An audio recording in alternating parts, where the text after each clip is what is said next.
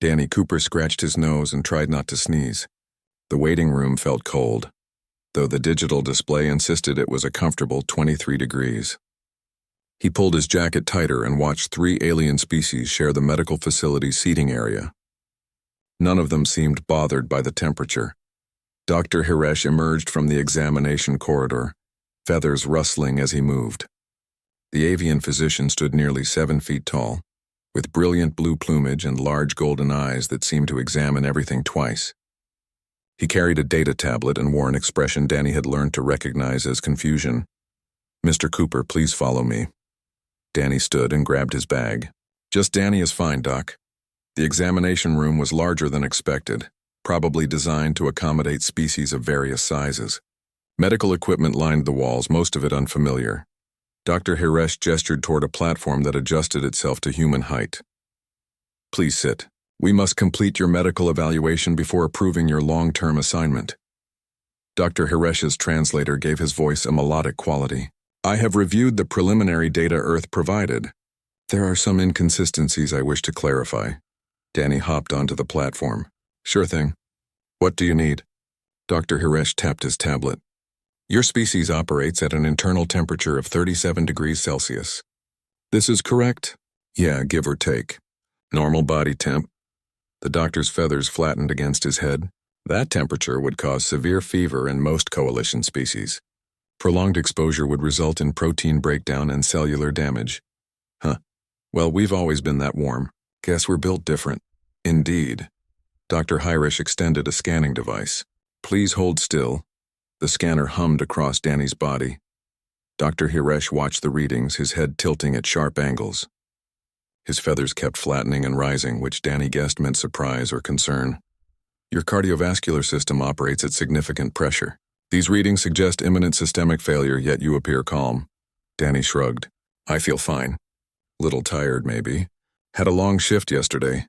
"You mentioned feeling tired?" Dr. Hiresh made a note. "Any other symptoms?" "Bit of a cold coming on, I think. Stuffy nose, scratchy throat, nothing serious." The doctor's feathers went completely flat. "You are currently ill?" "Just a cold. Happens to everyone back home. Usually clears up in a week or so." Dr. Hiresh set down his scanner. A small insectoid nurse entered, mandibles clicking softly. Her name tag read Pillock. She carried a tray of collection instruments.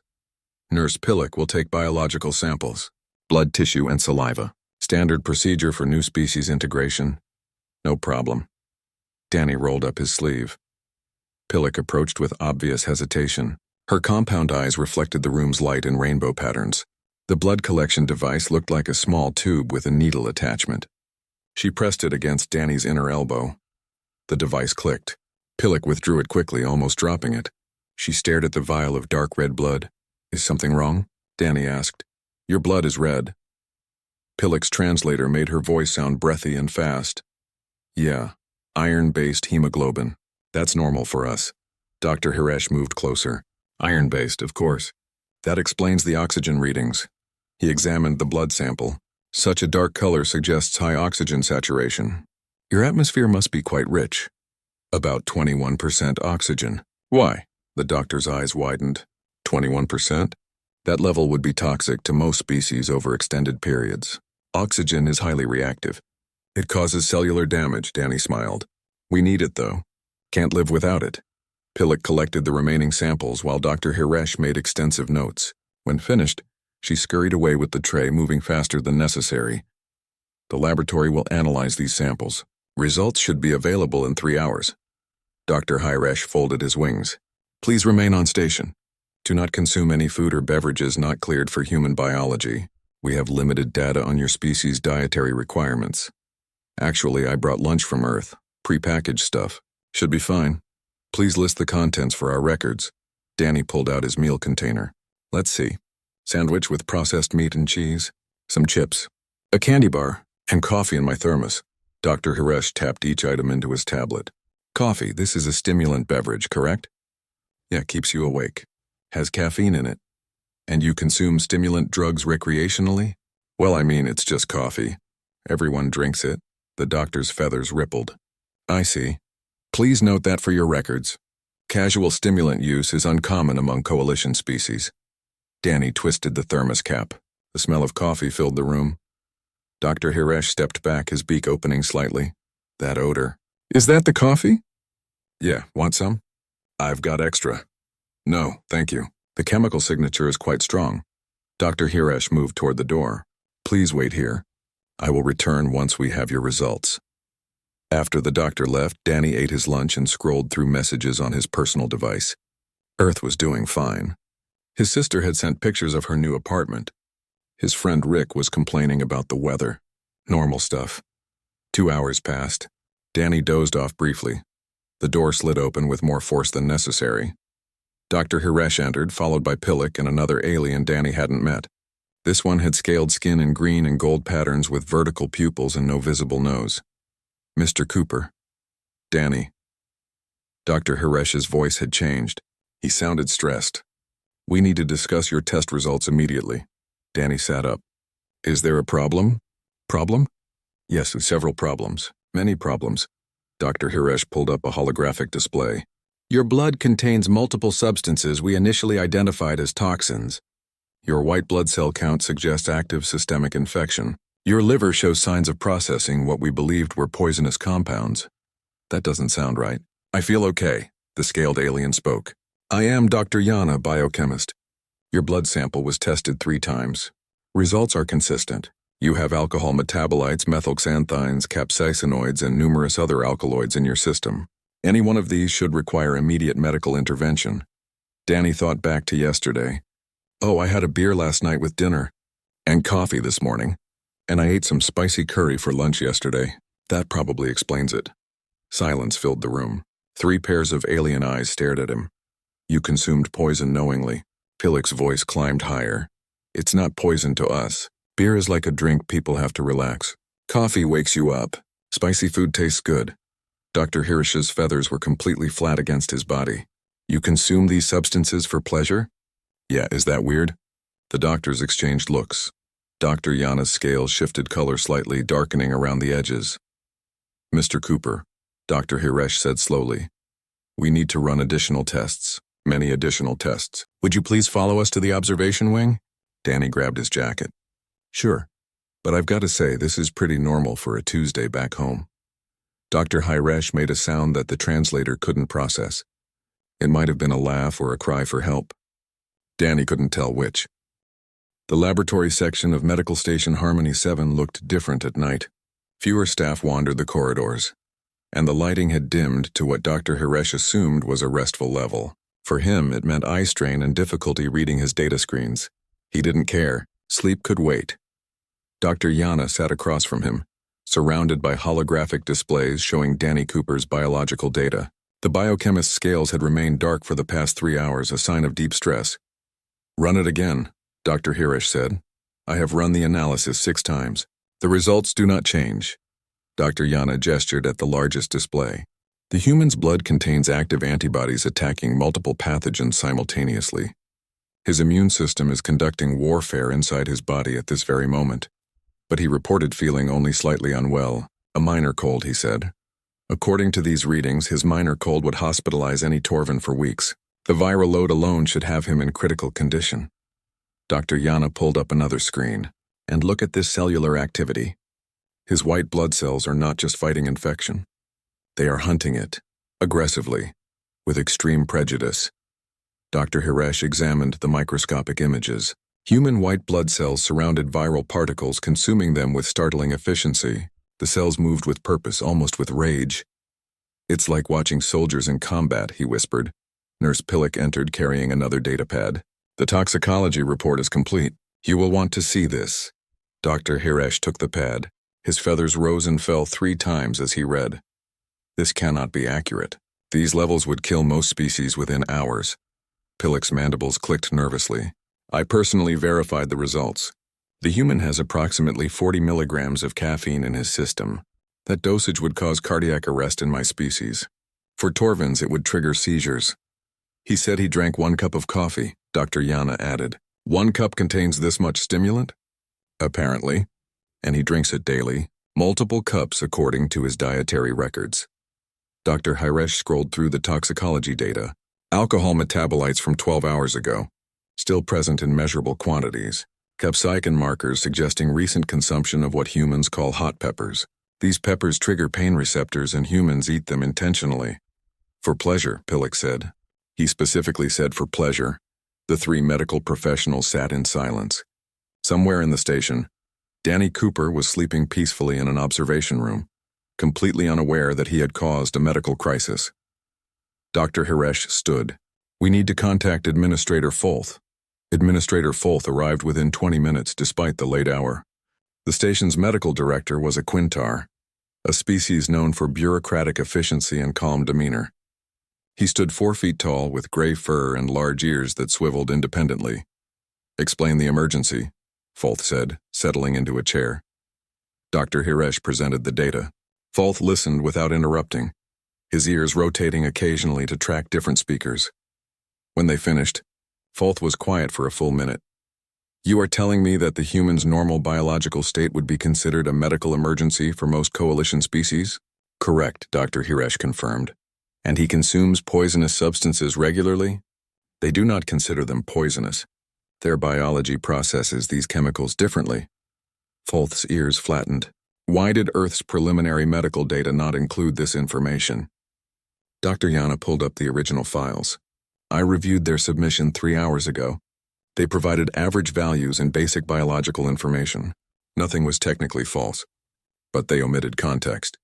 They didn't explain how extreme their biology is compared to ours. Because to them it isn't extreme, Pillock added. It's normal. Folth stood and paced. We approved humanity's entry into the coalition 6 months ago. We have 3 more humans scheduled to arrive at various stations next week. If this human's biology is standard for his species, we need to revise every medical protocol immediately. Dr. Hiresh pulled up another file. Administrator, there's more. I accessed Earth's planetary data. Earth is classified as a Class 12 death world. The room went silent. Class 12? Folth's voice dropped. Are you certain? Completely. High oxygen atmosphere. Extreme weather variations. Tectonic instability. Aggressive fauna. Multiple mass extinction events in its geological history. It scores 11.7 on the habitability index. And humans evolved there, Dr. Yana said quietly. They didn't colonize it. They originated there. Folth sat down heavily. No species has ever achieved spaceflight from anything above Class 9. The environmental pressures are too severe. Most Class 10 worlds don't develop complex life at all. Yet humans did. Dr. Hiresh displayed images of Earth. They evolved alongside creatures they call apex predators. Animals that hunted them. Their ancestors survived ice ages, volcanic winters, and plague. Their biology reflects millions of years of environmental warfare. Pillock brought up a comparison chart. Look at this. Human bones are reinforced with calcium deposits that make them incredibly dense. They heal from fractures in weeks. Most coalition species need months and surgical intervention. Their pain tolerance is exponentially higher than ours, Dr. Yana added.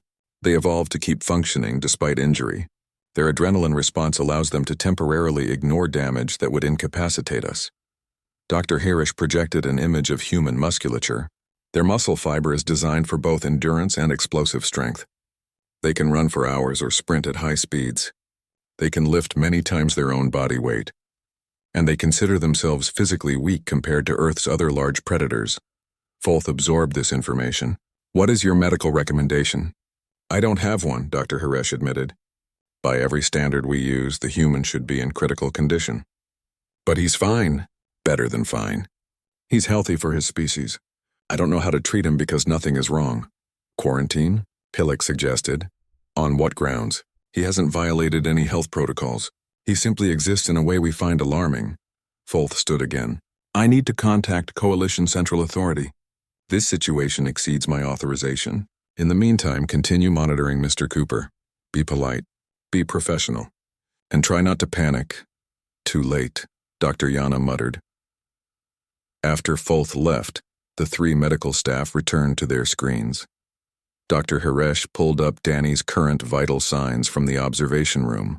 Heart rate 62 beats per minute, blood pressure 120/80, respiratory rate 14 breaths per minute, temperature 37 degrees, all completely normal for a human, all completely terrifying for everyone else. I have worked in xenomedicine for 15 years, Dr. Hiresh said. I have treated 73 different species. I thought I understood biological diversity. And now? Dr. Yana asked. Now I realize that humans are something entirely different. They didn't just survive a harsh world. They conquered it. And then they built spaceships and came looking for neighbors. Pillock's mandibles clicked softly. Do you think the other humans are like this one? According to their records, Mr. Cooper is completely average. Not an athlete. Not a soldier. Just an engineer who drinks poison for fun and considers a viral infection to be a minor inconvenience. Dr. Yana's scales slowly returned to their normal color. We need to write new protocols. Completely new medical standards for humans. Agreed. But first we need to understand them better. Dr. Hiresh looked at the sleeping human on the monitor. Tomorrow we will ask Mr. Cooper to explain his biology to us. In simple terms. And if his explanations are more alarming than the data, Pillock asked. Dr. Hiresh's feathers flattened. Then we will deal with it. Somehow. That's our job. But privately he wondered if any amount of medical training could prepare them for a species that had evolved in hell and learned to call it home. Danny woke to find 5 alien doctors staring at him through the observation window. He waved. 3 of them flinched. The door opened and Dr. Hiresh entered, followed by the others. They had the look of people who hadn't slept, which Danny found ironic since he'd had the best sleep in weeks on their medical bed. Good morning, Danny said. Is everything okay?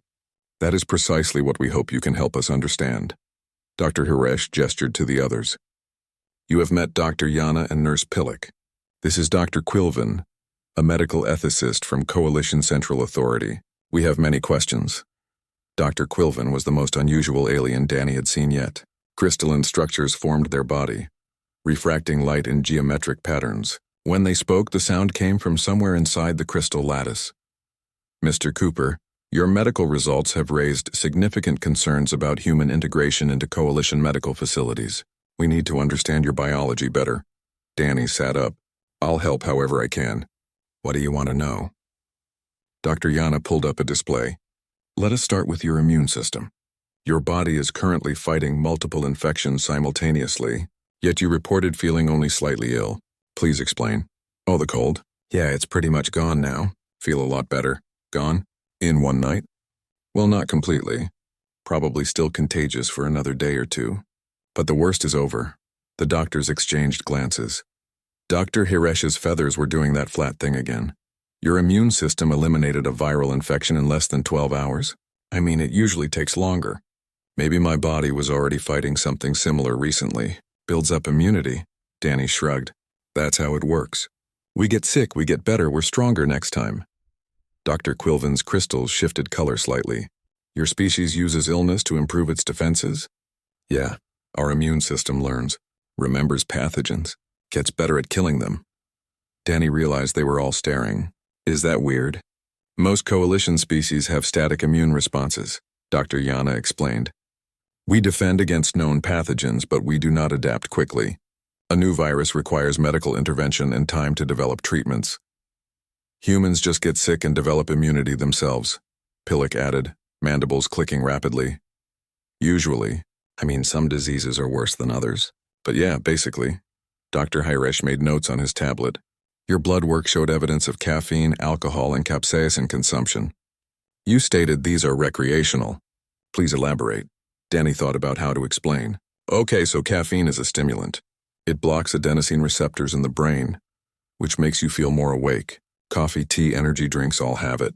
People drink it in the morning or when they need to stay alert. And you do not consider this dangerous? Not really. I mean, too much isn't great. But a few cups a day is fine for most people. A few cups, Dr. Yana repeated. Multiple doses of a stimulant drug. When you say it like that, it sounds bad. But it's normal for us, Dr. Quilvin leaned forward. And the alcohol? That's a depressant, actually. Slows down your nervous system. Makes you relaxed. Social drinking is common. Beer, wine, spirits. You intentionally consume a depressant that impairs cognitive function? Well, yeah. In moderation. For fun. The crystalline doctor's color shifted again. Danny was starting to think that meant confusion or concern. And this capsaicin substance? Dr. Hiresh asked. That's from chili peppers. Makes food spicy. Burns your mouth a little. Some people love it, some people hate it. Burns your mouth, Pillock repeated slowly. You eat things that cause pain. The burn is the point. It releases endorphins. Makes you feel good after. Dr. Yana pulled up a molecular diagram. Capsaicin bonds to pain receptors. It literally triggers the sensation of burning tissue. And humans seek this out? Yeah, some people eat really hot peppers as a challenge. I'm pretty average with spice. Silence fell over the room. Danny wondered if he'd said something wrong. Dr. Quilvin spoke carefully. Let me ensure I understand. Your species regularly consumes stimulants, depressants, and pain-inducing chemicals. For recreation. I mean, when you list it like that, it sounds strange. But yeah. And you consider this normal behavior? Completely normal. Go to any human city and you'll find coffee shops, bars, and restaurants serving spicy food. It's everywhere. Dr. Hirish sat down, which seemed unusual for him. Mr. Cooper, we accessed more detailed data about Earth. Your planet is classified as a Class 12 death world. Is it? I don't really know the classification system. Class 12 means your planet is exceptionally hostile to life. High oxygen levels, extreme weather, unstable geology, dangerous predators. Most coalition species evolved on Class 3 to 6 worlds. Danny nodded. Earth can be rough, but it's home. We're used to it. Used to it, Dr. Yana said. You are used to conditions that would kill most species. I guess so. Never really thought about it. Dr. Quilvin's crystals pulsed with color. Your medical file indicates you work in engineering. You are not a trained athlete or soldier? Nope, just a regular guy. Fix things for a living. And your physical capabilities are average for humans? Pretty much. I run a couple times a week. Nothing special. Pillock pulled up a comparison chart. Your cardiovascular capacity exceeds our peak athletes. Your bone density is higher than any species we have on record. Your muscle structure suggests you could physically overpower most coalition citizens. Danny looked uncomfortable. I'm really not that strong. Back home, I'm below average in the gym. Below average, Dr. Harish repeated. You are telling us that stronger humans exist? Oh yeah, athletes, soldiers, manual laborers. Those folks are seriously strong. I'm just okay. The doctors looked at each other. Dr. Yana pulled up a new screen. We found records of human athletic competitions. There are humans who can run 100 meters in under 10 seconds. Yeah, Olympic sprinters. They're incredible. Humans who can lift over 500 kilograms. Weightlifters, sure. Those people train their whole lives. Humans who can run 42 kilometers without stopping. Marathon runners. Actually, some people do ultramarathons. Those are way longer. Dr. Hiresh's feathers were completely flat against his body. Your species creates competitions to see who can endure the most punishment? Well, yeah. Sports are popular. Shows what humans can achieve when they push themselves. What you can achieve is terrifying, Pillock said quietly. Danny felt he needed to explain better. Look, humans aren't trying to be scary. We're just built for Earth. Our ancestors had to run from predators, had to hunt for food, had to survive diseases and injuries without medicine. The ones who survived passed on their genes. We're the result of millions of years of evolution on a harsh planet. Dr. Quilvin made a sound like chimes. You are aware of your own evolutionary history? Sure, we study it in school. Evolution by natural selection. It's basic science. You understand that you are essentially refined survival machines? Danny laughed. I never thought of it that way, but I guess so. We're good at not dying. Dr. Hiresh stood and approached the observation window. Outside, the station continued its normal operations. Aliens of dozens of species went about their day, unaware that one floor below their understanding of biology was being fundamentally challenged. Mr. Cooper, I must ask, are all humans like you? Like me, how? Resilient, adaptable, capable of consuming poisons and surviving injuries that would be fatal to others. Danny considered the question. Yeah, pretty much. Some people are healthier than others, but we're all human. We all have the same basic biology, Dr. Yana made a note. So when additional humans arrive at coalition stations, we should expect similar medical results? Probably, unless they have specific health conditions. The doctors huddled together, speaking in low voices. Danny caught fragments about protocols and revised standards and emergency preparations. Finally, Dr. Quilvin turned back to him. Mr. Cooper, we need your help. The Coalition has never encountered a species with your biological profile. We need to develop new medical guidelines for humans. Would you be willing to undergo additional testing? Sure, what kind of testing? Physical stress tests. Temperature tolerance. Recovery speed. We need to understand the limits of human biology. Danny shrugged. Okay, when do we start? Dr. Hirsch's feathers rose slightly.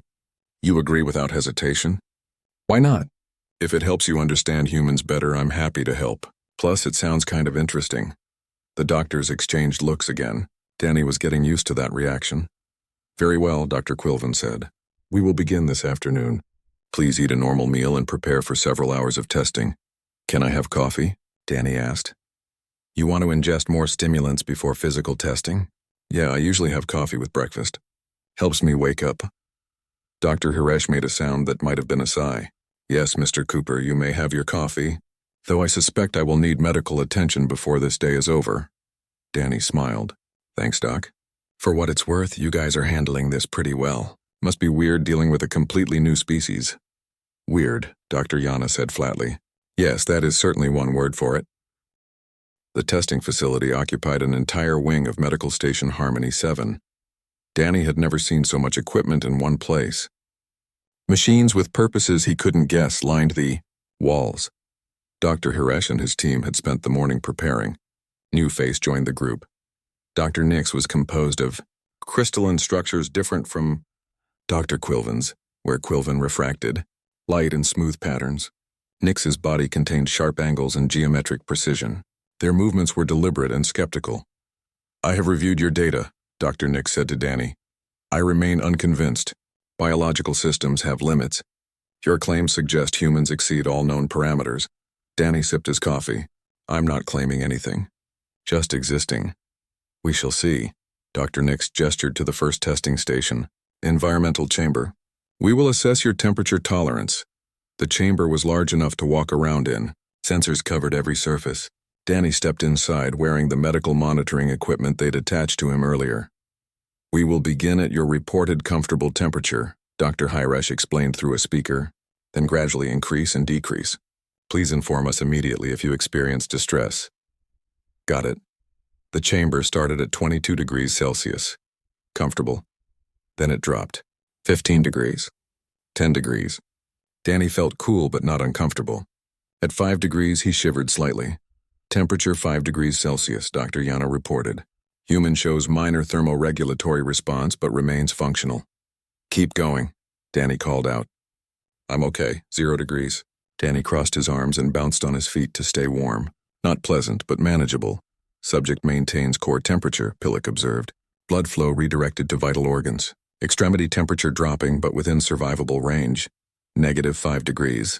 Danny was definitely cold now. Starting to get uncomfortable. But I could handle this for a while if I had to. Dr. Nix's crystalline structure darkened. Most species would be in hypothermic shock. Continue to -10. At -10 degrees Celsius, Danny was shivering hard. Okay, this is pretty cold, not fun. But I've been camping in weather like this. You voluntarily expose yourself to these temperatures? Dr. Hirsch sounded alarmed. Winter camping is a thing. You need good gear, but people do it. They brought the temperature back to comfortable levels. Danny stopped shivering within minutes. Remarkable recovery speed, Dr. Yana noted. Thermoregulation restored to baseline in under 3 minutes. Now we test heat tolerance, Dr. Nix said. The chamber warmed. 25 degrees, 30, 35. Danny started sweating at 40 degrees. Subject deploying evaporative cooling, Pillock reported. Liquid secretion through skin pores. That's just sweat, Danny said. Totally normal. Keeps us cool, 45 degrees. Danny was sweating heavily now. Getting pretty hot. Like a sauna. You have experienced these temperatures recreationally? Dr. Quilvin asked. Saunas are a thing, yeah. Some people love them. I'm not a huge fan, but I've tried them. 50 degrees. Danny sat down. Okay, this is legitimately hot. I wouldn't want to stay here long. Most coalition species would be suffering tissue damage, Dr. Nix stated. The human merely reports discomfort. They return the temperature to normal. Danny chugged water while the doctors conferred. Your species survives a temperature range of 60 degrees, Dr. Hirsch said. From -10 to +50. Is that unusual? Most species have a tolerance range of 15 to 20 degrees maximum. Danny toweled off the sweat. Huh. Guess we're flexible. The next test involved a treadmill that adjusted its speed and incline. Dr. Nix programmed a series of increasingly difficult settings. Begin at comfortable pace. Dr. Haresh instructed. Danny started jogging. Easy enough. The treadmill gradually increased speed. Danny adjusted his stride. 5 minutes passed. 10 minutes. His breathing deepened but remained steady. Heart rate elevated but stable, Dr. Yana observed. Respiratory efficiency maintaining oxygen delivery. 15 minutes. 20 minutes. Danny was working hard now, but he'd run longer during his regular workouts. Subject has maintained elevated activity for 23 minutes, Pillock reported. Most species would require rest periods. At 30 minutes, Dr. Nix increased the incline. Danny leaned forward, pushing harder. Sweat dripped steadily. How much longer can you continue? Dr. Hiresh asked. Probably another 30 minutes at this pace. Maybe longer if I slowed down a bit. Dr. Nix's crystals went completely dark. Another 30 minutes, impossible. Want me to keep going? The doctors huddled. Dr. Quilvin spoke. Please continue for 10 more minutes, then we will conclude this test. Danny nodded and kept running. His muscles burned. His lungs worked hard. But this was just a tough workout, nothing extreme. He'd done worse. At 40 minutes total, they stopped the treadmill. Danny slowed to a walk, then stepped off. He was breathing hard but not gasping. Recovery assessment, Dr. Nix said, clearly skeptical. Danny's heart rate dropped steadily. Within 5 minutes, his breathing normalized. Within 10 minutes, he was ready for more. This is not possible, Dr. Nix stated. 40 minutes of sustained cardiovascular stress should require hours of recovery. I do feel pretty tired, Danny admitted. Could use a break and some food. But I'm fine. The door opened. A human woman in a coalition uniform entered. She looked to be in her 30s, fit and confident. Her badge identified her as Ensign Rita Cross. Sorry I'm late. Shuttle got delayed. She extended a hand to Danny. Rita Cross, combat medic. Danny shook her hand. Danny Cooper, engineer. They asked me to do some tests. Rita looked at the assembled doctors. I heard you folks wanted another human volunteer. Happy to help. Dr. Hiresh's feathers rippled. You are a medical professional? Combat medic, yeah. Served 6 years in peacekeeping forces before joining the coalition program. Thought my experience might be useful. Combat medic, Dr. Yana repeated. You treat battlefield injuries? That's the job. Trauma medicine under pressure. Rita noticed their expressions. Is something wrong? We are attempting to understand human resilience, Dr. Quilvin explained. Your colleague has been demonstrating capabilities that exceed our projections. Rita glanced at Danny. What did you do? Just some temperature tests and running. They seemed surprised I didn't die. Rita laughed. Yeah, we're pretty sturdy. I could tell you stories about injuries I've treated in the field. Stuff that would sound impossible. Dr. Nix's crystals brightened slightly. Please elaborate. Rita settled into a chair. Well, there was this one time a private took shrapnel to the leg. Piece of metal maybe 5 centimeters long, pretty deep wound. He walked 3 kilometers back to base before I could treat him properly. The doctors stared. Walked? Pillock's mandibles clicked rapidly. With a penetrating leg wound. Adrenaline is incredible. Human body can keep going through stuff that should stop it cold. Rita pulled up images on her personal device. Here's another case. Soldier broke 2 ribs during training. Finished the exercise before reporting it. Thought he'd just bruised them. Dr. Yana examined the images. Fractured ribs. Any continued physical activity? Pain tolerance, Doc. We learned to push through it. Not saying it's smart, but humans can function through a lot of damage. Dr. Hiresh pulled up a chair. Tell us about treatment protocols. How do you handle severe injuries? Depends on the injury. But basically, stabilize the patient, control bleeding, prevent shock.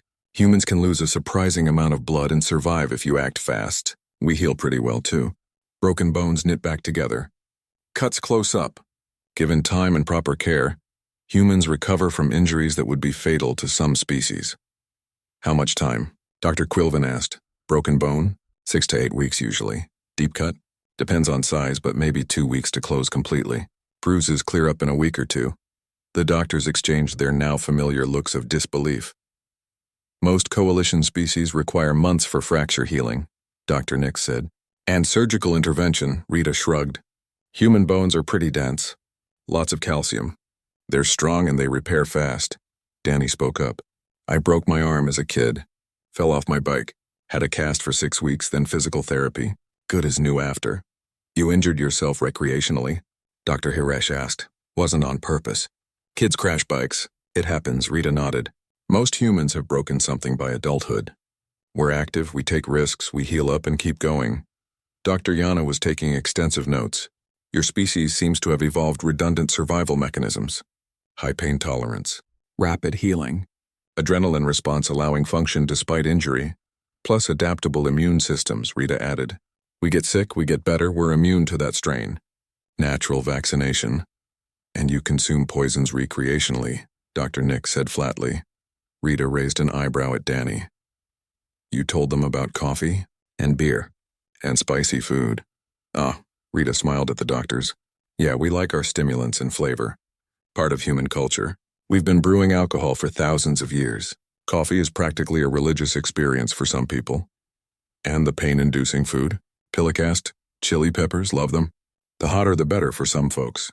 I'm more moderate, but I like a good kick to my food. Dr. Hiresh looked at Danny, then at Rita, then back at his notes. 2 humans.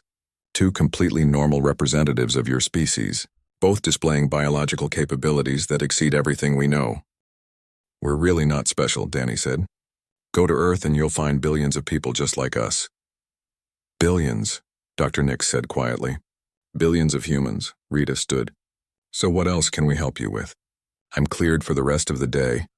Dr. Quilvin's crystals pulsed. We have many more tests to conduct, but I believe we have sufficient data to begin revising our medical protocols. Good, Rita said cheerfully. Happy to help. Just let me know what you need. As the doctors prepared the next round of tests, Danny noticed Dr. Hiresh sitting alone, staring at his data pad. His feathers were flat and he seemed deep in thought. You okay, Doc? Danny asked. Dr. Hiresh looked up. I have been a physician for 15 years. I thought I understood biology. Understood the limits of living systems. He gestured at the screens full of data. Your species has proven me wrong in every possible way. You are not just different. You are unprecedented. We're just humans, Danny said gently. We're not trying to be scary. I know. That is what makes it more remarkable. To you, this is normal. Dr. Hiresh's feathers rose slightly. Your species survived a death world. You evolved to be unkillable. And now you are here, drinking coffee and offering to help. You are the most terrifying and wonderful patients I have ever had. Danny smiled. Thanks, Doc. I think. 3 days after the testing concluded, Danny Cooper returned to his normal duties. Engineering Section 3 needed repairs to the coolant distribution system, and Danny had volunteered for the work. Simple enough job. Check the flow regulators, replace any worn seals, verify pressure levels. 2 alien engineers worked with him. Besnik was a Torvan, shorter than most, with blue-gray skin and large eyes adapted for low light.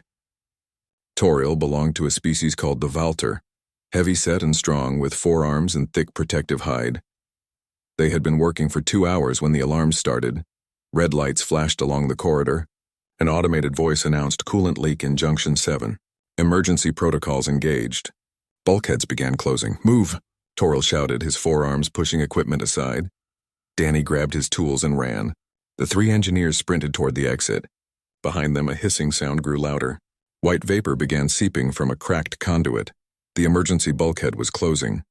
20 meters away, 10 Besnik stumbled. His breathing equipment had tangled in his tool harness. He fell hard. Danny skidded to a stop. Toriel kept running, making it through the bulkhead with seconds to spare.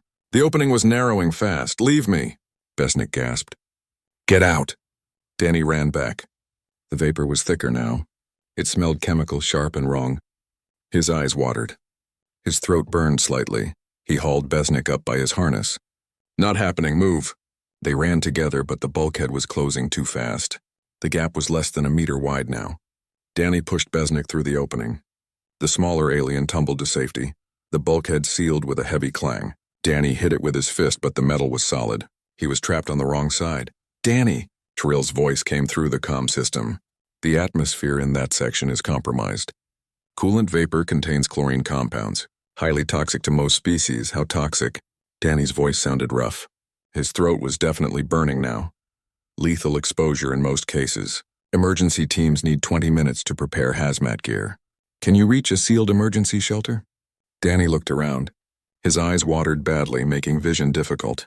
The vapor was getting thicker. Yeah, I see one. About 50 meters down the corridor. Go now. We will get you out as soon as possible. Danny started walking. The vapor made breathing difficult. Each breath burned. His lungs protested. This was definitely not good. He passed Besnick's dropped toolkit. The alien must have left it when he fell. Danny picked it up. No sense leaving equipment behind. The shelter door was a bright yellow rectangle in the haze. Danny's head felt light. His legs were heavy. 20 meters, 15, 10. Behind him, a groan of metal. Another crack appeared in the coolant system. More vapor flooded the corridor. Danny's vision blurred. He felt dizzy. His body was definitely not happy with this situation, but his legs kept moving. 1 foot in front of the other, simple 5 meters, 3, 1. He slapped the shelter door control. It opened. He stumbled inside. The door sealed behind him. The shelter was small. Emergency air supply activated automatically. Clean oxygen flooded Danny's lungs. He coughed hard, his body purging the contaminated air. His eyes streamed tears. His throat felt like he'd swallowed glass. Danny, are you in the shelter? Dr. Hirsch's voice came through the comm. Respond, please. I'm here, Danny managed. His voice was hoarse. Breathing okay now. Feel pretty rough, though. You were exposed to chlorine vapor for approximately 3 minutes. That exposure would be fatal to most species within 30 seconds. Well, I'm not dead, so that's good. Emergency team is preparing. 15 more minutes. Can you hold on? Yeah, Danny sat down hard. His body was shaking. Adrenaline was wearing off. Just need to sit for a minute. He noticed movement on the monitors. In the corridor outside, Toril and Besnick were both visible on the security feed. They were arguing with someone in an emergency response uniform. What's happening out there? Danny asked. Dr. Hirsch sounded stressed. Besnick and Toril are trying to reach you. We had to physically restrain them. They believe they abandoned you. I told them to go. Made the right call. They are distressed. Toril states you sacrificed yourself to save Besnick. Didn't sacrifice anything. Knew I could reach the shelter. Just needed to move fast. On the monitors, Danny watched Besnick collapse against the wall. The small alien was clearly upset. Toril had all 4 arms wrapped around himself in what might have been a stress response. Tell them I'm okay, Danny said. Seriously. I'm fine. Dr. Hirsch paused. Danny, you are not fine. You inhaled poison for 3 minutes. Your voice indicates respiratory damage. You are exhibiting shock symptoms. Okay, maybe not completely fine, but I'm alive and conscious. Could be worse. Could be worse. You nearly died and your response is that it could be worse. Danny coughed again. Dr. Hirsch, I'm really okay. Hurts to breathe a little, but I've had worse. Remember when I told you about breaking my arm as a kid?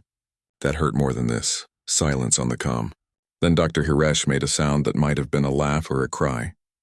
You compare near-fatal chemical exposure to a childhood injury. Of course you do. It's really not that bad. The human capacity for understatement is extraordinary. The emergency team arrived 12 minutes later. They entered the shelter in full hazmat suits, scanners active. Danny stood up to meet them. Sir, please remain seated, one of them said. We need to assess your condition. I can walk. Let's just get out of here. They escorted him through the decontaminated corridor. Besnick and Toril rushed forward as soon as they saw him. Danny, you are alive. Besnick's large eyes were wet. Apparently his species could cry. Told you I was fine. Toril's forearms reached out, then pulled back. I should have stayed. Helped you. You made it through the bulkhead. That was the right move. I had time to reach the shelter. You carried my equipment, Besnick said quietly, noticing his toolkit in Danny's hand. You stopped to retrieve my equipment while breathing poison. Danny shrugged. It was right there. Didn't want to leave it. The emergency team rushed Danny to medical. Dr. Hirsch, Dr. Yana, and Nurse Pillock were waiting. They moved with practiced efficiency, scanning and assessing. Respiratory inflammation, Dr. Yana reported. Chemical burns to throat and lung tissue, but less severe than projected. His oxygen saturation is already improving, Pillock added. Body is compensating. Dr. Hirsch examined Danny's throat. You will need treatment and rest, but you will recover fully. In a few days, most likely. A few days? Dr. Yana sounded shocked. This level of chemical exposure should require weeks of treatment. For other species, yes. For humans, Dr. Hiresh gestured at Danny. Apparently this qualifies as moderate injury. Danny's throat hurt too much to talk, so he just nodded. Rita Cross arrived an hour later. Heard you had an exciting day. Danny had been given medication that helped with the pain. His voice was still rough. Coolant leak. Got some bad air. Not a big deal. You saved an alien's life, got trapped in poison gas, and walked 50 meters to safety while breathing chlorine. That's a pretty big deal. Anyone would have done the same. Anyone human, maybe. But we're built different. You know that now. Dr. Hiresh approached with a data pad. Danny, I need to file a formal report. You were exposed to lethal atmosphere for 3 minutes. You remained conscious and mobile. You even carried additional weight while evacuating. This is unprecedented. It really wasn't that far to walk. Most species would have been incapacitated in seconds, dead within a minute. You walked through poison like it was an inconvenience. Rita smiled. That's humans for you, stubborn, hard to kill. We just keep going. Besnik and Toril visited later that evening. Danny was resting but awake. His throat felt better already. We brought fruit, Besnik said, holding a container. Your species can consume these, yes? We checked the dietary database, thanks. That's really nice of you. Toril moved closer. I must apologize, I fled. I left you behind, you didn't leave me behind. I pushed you through the bulkhead. There wasn't time for both of us. But you stayed in danger to save Besnik. That's just what you do. You help people. Besnik's eyes reflected the room's soft lights. Your species is remarkable. You risk yourselves for others. You survive what should be fatal. You recover from injuries that would cripple us. We're just doing our best, same as everyone else. No, Toril said firmly. Not the same, better, stronger, braver. Danny felt uncomfortable with the praise. Look, I'm just an engineer. I'm not special. Rita spoke from the doorway. That's what makes it remarkable. You're not a soldier, not a hero. Just a regular human doing what humans do. And what humans do is survive. We're evolved for it, bred for it. We don't give up. Dr. Hiresh reviewed Danny's charts. I am releasing you tomorrow. Rest today. Light duty for 3 days. Then full return to normal work. 3 days? I feel pretty good already. 3 days, Dr. Hiresh said firmly. Doctor's orders, Danny smiled. Okay, Doc. 3 days. As the visitors left, Dr. Hiresh remained. He pulled up a chair and sat beside Danny's bed. When you first arrived, I was frightened of human biology, confused by your capabilities. Today, I watched you save a life using those same capabilities. You walked through poison to reach safety. You carried someone else's burden while doing it. And now 1 day later, you're already recovering. Just lucky, I guess. No, not luck, evolution, determination, humanity. Dr. Hiresh's feathers rose slightly. I am no longer frightened of humans. I am grateful for them. Your species will do remarkable things in the coalition. I am certain of it. Danny's throat hurt too much for a long response. Thanks, Doc. That means a lot. After Dr. Hiresh left, Danny lay in the quiet medical bay. His throat ached. His lungs felt sore. His body was exhausted, but he was alive. He would heal, and tomorrow he would get back to work. Just another Tuesday. 1 month had changed everything aboard Medical Station Harmony 7. The cafeteria now had a dedicated section for human food. Warning labels in multiple languages informed other species that human consumables might be toxic. Danny often caught aliens watching him eat with expressions ranging from horror to fascination. Dr. Hiresh had become something of an expert on human biology. He had published 3 papers already with more in progress. Hospitals across the coalition were downloading his protocols for human medical care. His office was filled with data, research requests, and speaking invitations. Today was different, though. Today, the Coalition Medical Assembly was meeting via holographic conference. Representatives from 200 member species would attend. The topic was simple but profound: what to do about humans. Danny sat in the observation gallery with Rita and Besnik. Below, the assembly hall filled with holographic projections of doctors, administrators, and medical ethicists from across known space. You nervous? Rita asked. Should I be? They're deciding humanity's place in the coalition medical system. Kind of a big deal. Besnik leaned forward. Dr. Hiresh speaks on your behalf. He will represent humanity well. The assembly called to order. Administrator Folth stood at the podium, his large ears swiveling to track the room. We convene to address the integration of humanity into coalition medical facilities. In 6 months of observation, we have documented unprecedented biological capabilities. We must now determine appropriate protocols and policies. A holographic figure spoke up. Reptilian features, scaled skin. I am Dr. Sethril from the Inner Systems. I have reviewed the data on human resilience. My concern is safety. If humans can survive environments lethal to other species, should they be restricted from standard facilities? Another voice. This one crystalline like Dr. Quilvin. I am Dr. Brandt from the Medical Ethics Board. Restricting humans based on their biological advantages would set dangerous precedent. We cannot discriminate against species for being too resilient. But the data shows humans consume poisons recreationally. They expose themselves to pathogens to build immunity. They perform physical feats that would injure others. How do we ensure facility safety? Dr. Hiresh stood. His blue feathers were perfectly groomed. If I may address the assembly. Please proceed, Dr. Hiresh. You have practical experience with human patients. Dr. Hiresh activated his presentation. Images of Danny appeared. Medical scans. Test results. Video footage from the coolant leak incident. I have worked directly with 2 humans for the past month.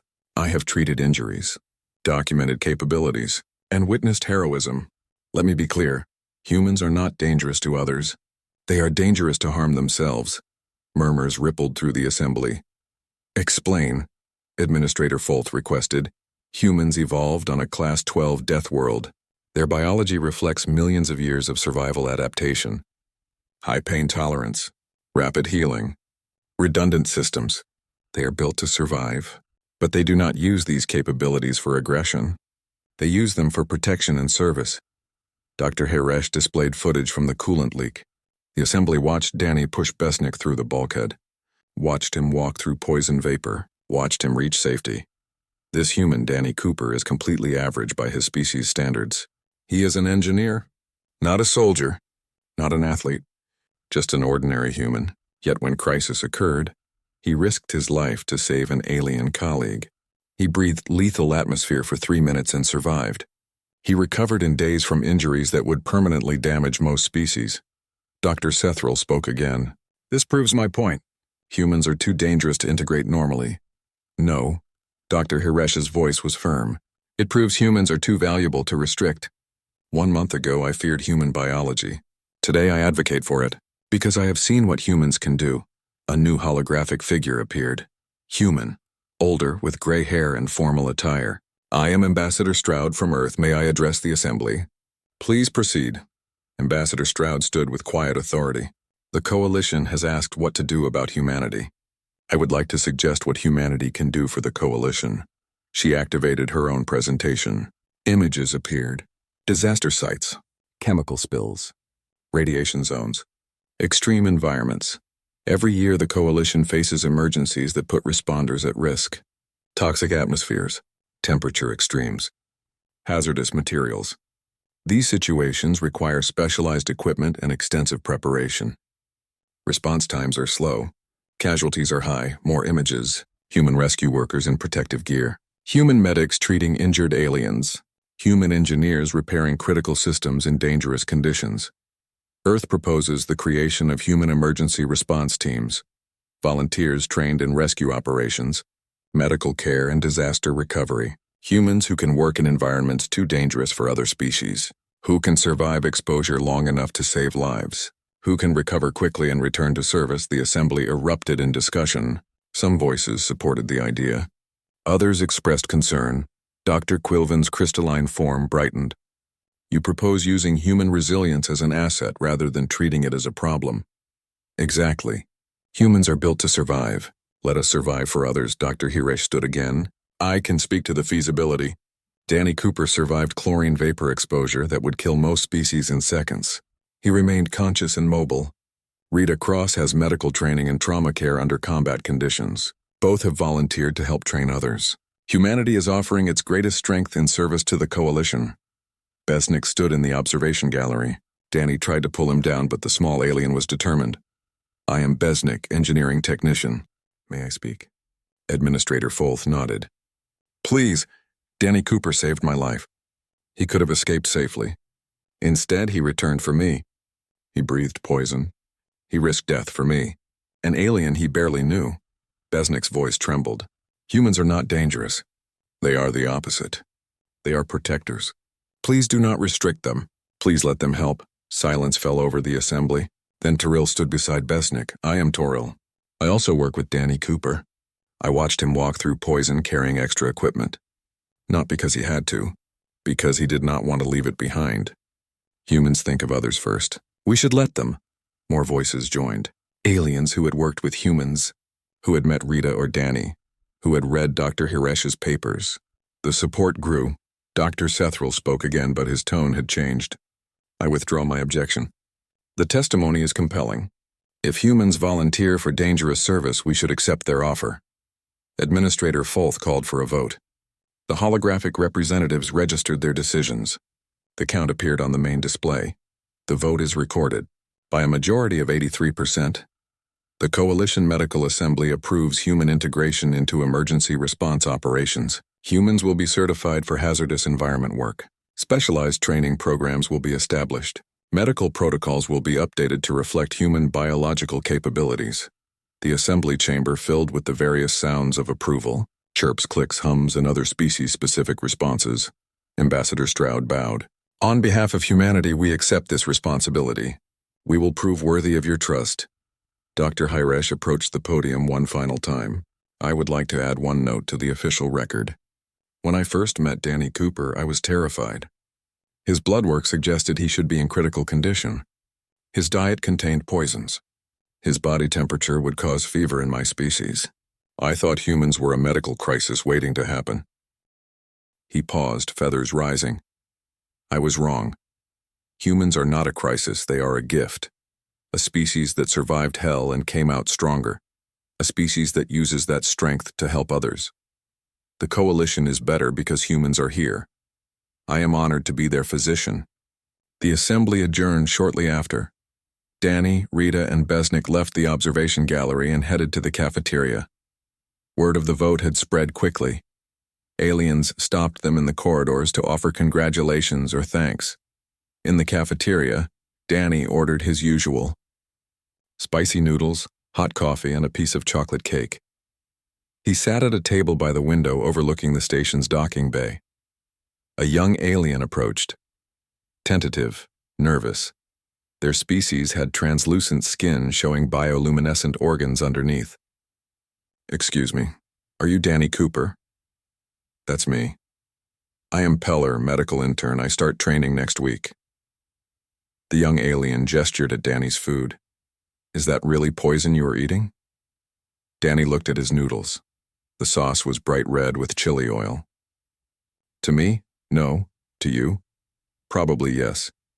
Capsaicin and humans have a weird relationship. Peller produced a small scanner. May I? Go ahead. The scanner hummed over Danny's food. Peller's bioluminescent organs pulsed rapidly. The readings are extreme. This food would cause severe distress to most species. But it tastes great to me. Danny offered his fork. Want to try a tiny bit? Just to see? Peller backed away quickly. No. I mean, thank you, but no. Dr. Hiresh warned us about human food. Danny smiled. Probably for the best, it's pretty spicy. Dr. Hiresh entered the cafeteria. He spotted Danny and approached with a data pad. Ah, Mr. Cooper. Eating poison again, I see. Just noodles, Doc. Dr. Hiresh sat down. The assembly vote was unanimous in the end. Several representatives changed their votes after hearing testimony. You are now officially approved for hazardous environment work. I'm just an engineer. You are a human engineer. That makes you uniquely qualified for certain tasks. Doctor, Hiresh pulled up a schedule. We have already received 3 requests for human assistance. Chemical spill on Station Delta 9, radiation leak at a mining facility, and a rescue operation on a high-gravity world. Rita joined them. Sounds like we're going to be busy. Earth is sending more volunteers, Dr. Hiresh said. 50 humans in the first group, more to follow. They will need medical oversight. I have volunteered to coordinate human health services across the Coalition. You're leaving Harmony 7? Danny asked. No. I will divide my time. This station will remain headquarters for human medical research, but I will travel to other facilities, training staff in human biology. Your species requires specialists who understand your unique needs. Peller spoke up nervously. Dr. Hiresh, will I be assigned to human patients? Eventually, yes. All medical staff will receive basic training in human care. Do not worry. They are much less fragile than they appear. In fact, they are more durable than most patients you will ever treat. They consume poisons, though. Only poisons to other species. To humans, these substances are normal. You will learn to distinguish between actual medical emergencies and normal human behavior. It is a critical skill. Danny finished his noodles and sipped his coffee. Through the window, ships came and went from the docking bay. The station was always busy, always moving, always alive with activity. A month ago, he had arrived here as the first human on long-term assignment. Now he was part of something bigger. Humanity was joining the coalition not as a curiosity, but as contributors, using their strengths to help others. Besnik approached the table with Toril. May we join you? Of course, Danny said. The group sat together. Human and alien. Engineer, medic, doctor, intern, technician. Different species, different backgrounds, same station, same goals. Peller watched Danny drink his coffee. Is it true that beverage contains 40 milligrams of stimulant? About that, yeah. And you drink it daily? Usually 2 or 3 cups. Peller's organs pulsed rapidly. Incredible. You poison yourself for energy. Rita laughed. We prefer to think of it as chemical motivation. Dr. Hiresh made a note on his pad. I am documenting everything. Human caffeine consumption alone could be an entire research paper. Danny raised his coffee cup. To human biology. Weird, but useful. Rita raised her water glass. To humanity. Surviving and thriving. The aliens looked at each other, then raised their drinks in imitation.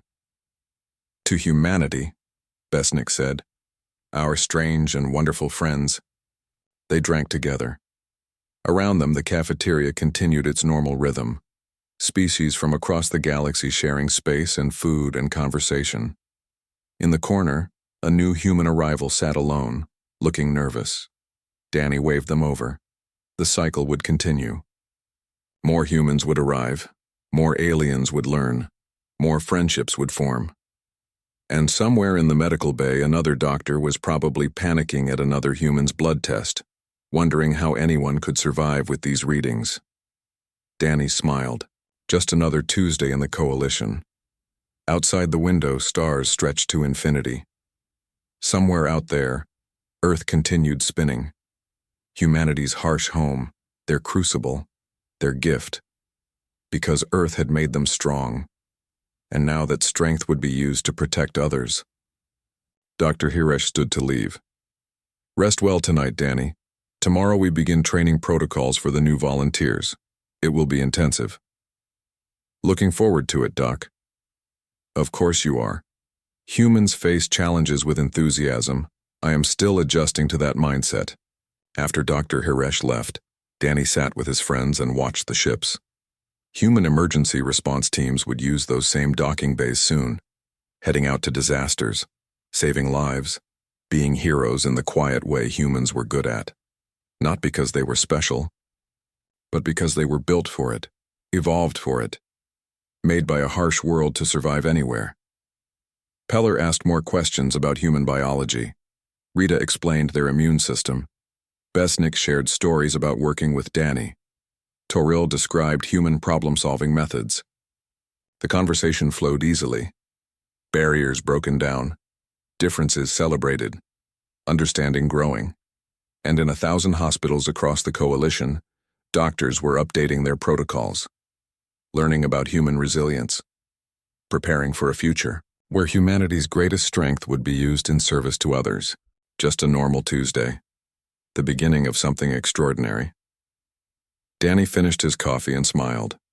Tomorrow would bring new challenges, new opportunities, new chances to prove that humans belonged here. Not as conquerors, not as threats, but as partners, as friends, as the species that survived everything and chose to help others survive too. The stars watched, the station hummed, and humanity took its place among them.